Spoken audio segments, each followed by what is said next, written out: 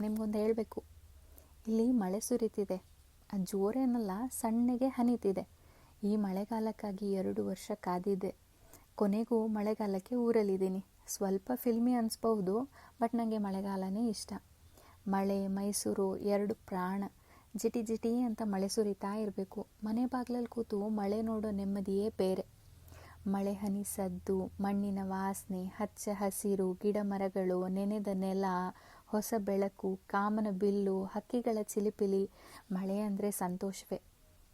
ಎಲ್ಲೋ ಕೇಳಿದ್ದೆ, ಮಳೆಯ ಮೊದಲ ಹನಿ ಮೂಗಿನ ಮೇಲೆ ಬಿದ್ದರೆ ಅಂದ್ಕೊಂಡಿದ್ದು ಆಗುತ್ತಂತೆ. ಆವಾಗಿಂದ ಆಕಾಶಕ್ಕೆ ಮುಖ ಒಡ್ಡಿ ನಿಲ್ತಿದ್ದೆ. ಹನಿ ಮೂಗಿನ ಮೇಲೆ ಬಿದ್ರಂತೂ ದೇವ್ರೇ ಹೊರಕೊಟ್ನೇನೋ ಅನ್ನೋಷ್ಟು ಆನಂದ. ಮಳೆ ತರೋ ಆಸೆ, ಭರವಸೆ, ಆಹ್ಲಾದ ಎಲ್ಲಕ್ಕೂ ಮಿಗಿಲಾಗಿ ದೇವರೇ ಕಾಣದೂರಿನಿಂದ ನಮಗಾಗಿ ಕಳಿಸೋ ಪುಟ್ಟ ಉಡುಗೊರೆ ಈ ಮಳೆ ಅನಿಸುತ್ತೆ. ಈಗೊಂದು ವಿಡಿಯೋ ವೈರಲ್ ಆಗಿದೆ, ನೋಡಿದ್ರಾ? 3 ಪುಟ್ಟ ಮಕ್ಕಳು ಬಣ್ಣ ಬಣ್ಣದ ರೈನ್ಕೋಟ್ ಹಾಕ್ಕೊಂಡು ಮಣಬಾರದ ಬ್ಯಾಗ್ ಹೊತ್ತು ಸ್ಕೂಲ್ಗೆ ಹೋಗ್ತಾ ಇರೋದು. ಹಿಂದಿನಿಂದ ಯಾರೋ ಕರೆದ್ರೂ ತಿರುಗಿ ನೋಡದ ಶ್ರದ್ಧೆ, ಅಥವಾ ಅವರವ್ರ ಲೋಕದಲ್ಲೇ ಮಾತಾಡಿಕೊಂಡು ಮುಳುಗಿದ್ರೇನೋ, ಅಥವಾ ಇಲ್ಲ ಸಲವದ್ದ ಗೊಡವೆ ಯಾಕೆ ಅಂತನೋ, ಒಟ್ಟಿನಲ್ಲಿ ಬಾಲ್ಯ ನೆನಪಿಸೋ ಸಣ್ಣ ಸಂದರ್ಭ ಒದಗಿಸ್ಕೊಡ್ತು. ನಾನಂತೂ ಹೀಗೆ, ನೀವು ಹೀಗೇನಾ?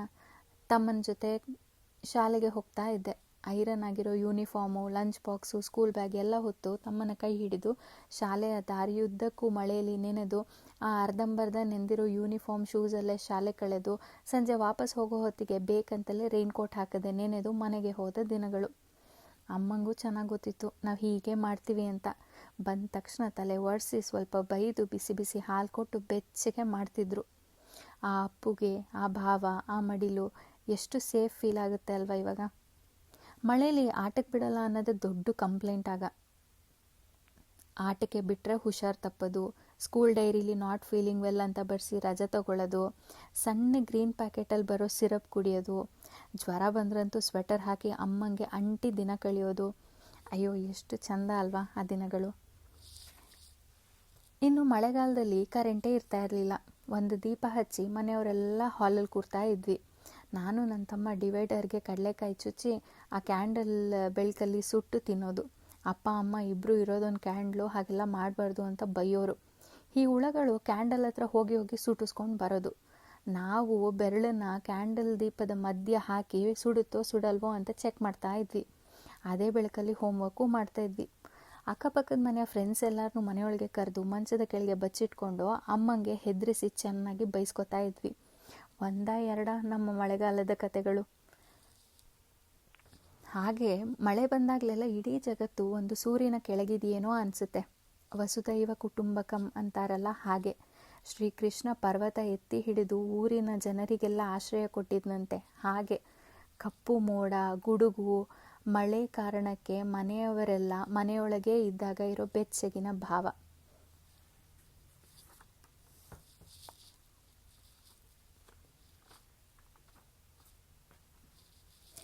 ಈಗ ದೊಡ್ಡವರಾಗಿದ್ದೀವಿ. ಮಳೆ ಸುರಿದರೂ ನೆನೆಯದಿರೋ ಅಷ್ಟು ದೊಡ್ಡವರಾಗಿದ್ದೀವಿ. ಬಟ್ಟೆ ಒಣಗಲ್ಲ, ಆಫೀಸ್ಗೆ ಹೋಗೋಕ್ಕಾಗಲ್ಲ, ಬದಿ, ಕೊಚ್ಚೆ, ಕೆಸರು ಅಂತ ಮಳೆ ಇಷ್ಟ ಆಗದೆ ಇರೋದಕ್ಕೆ ನಾನಾ ಕಾರಣಗಳು. ಮಳೆ ಬಂದರೆ ಫಸ್ಟ್ ನೆನಪಾಗದೆ ಮನೆ ಹೊರಗಡೆ ಏನಾದರೂ ಇಟ್ಬಿಟ್ಟಿದ್ದೀವ ನೆಂದೋಗುತ್ತಾ ಅಂತ. ಆದರೂ ಈಗಲೂ ಮಳೆ ಮಜಾನೇ. ಬಿಸಿ ಬಿಸಿ ಕಾಫಿ, ಬಜ್ಜಿ, ಸೋಫಾದಲ್ಲಿ ಆರಾಮಾಗಿ ಕೂತು ಮನೆಯವರ ಜೊತೆ ಹರಟೆ, ಮೊಬೈಲು, TV ಅಂತ. ಅಥವಾ ಮನೆಯವರ ಹೊರಗೆ ಕೂತು ಮಳೆನ ನೋಡಿಯೇ ಖುಷಿ ಪಡುವ ಮನಸ್ಸು. ನೆಮ್ಮದಿಯ ನಿದ್ದೆಗೆ ಮಳೆ ಹನಿ ಸದ್ದು ಬೇಕೇ ಬೇಕು. ಮಳೆ ಭೂಮಿಗೂ ಇಷ್ಟ, ಮನಸ್ಸಿಗೂ ಇಷ್ಟ. ನಿಮಗೂ ಮಳೆಗಾಲದ ನೆನಪುಗಳು ಇದೆಯಾ? ಅಥವಾ ಅಡಲ್ಟ್ಹುಡ್ ಮಳೆಯ ಸುಂದರ ನೆನಪುಗಳನ್ನು ಅಳಿಸಿ ಅಯ್ಯೋ ಅನ್ನೋ ಹಾಗೆ ಮಾಡಿಬಿಟ್ಟಿದೆಯಾ? ಅಂದಿಗೂ ಇಂದಿಗೂ ಅದೇ ಮಳೆ. ಮಳೆಯ ಭಾವ ಭಿನ್ನ ಅಷ್ಟೇ ಅಲ್ವಾ?